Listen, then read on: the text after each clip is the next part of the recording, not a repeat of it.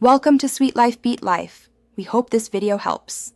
In this video, I will show how to make canned collard greens taste good. First, let's tackle the initial preparation.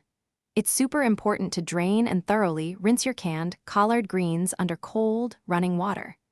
This simple action helps wash away any excess sodium and that sometimes unpleasant metallic taste that can come from the can. Taking this crucial first step will truly set the stage for a much more delicious and enjoyable dish, making a big difference in the final flavor profile. Now, let's build a fantastic flavor base.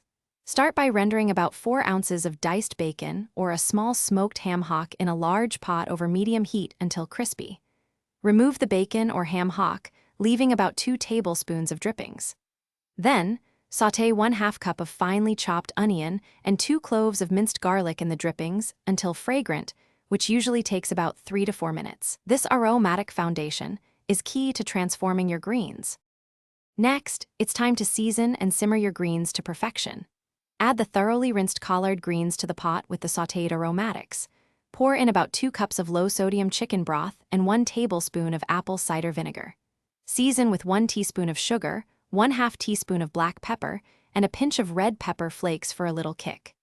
Bring it to a gentle simmer, then cover and cook for at least 30 minutes, letting all those wonderful flavors meld together. Finally, let's add those finishing touches. Stir in the crispy rendered bacon bits or the shredded meat from your smoked ham hock back into the greens. Give it a taste and adjust the seasonings as needed, perhaps a little more salt, pepper, or a dash of hot sauce if you like.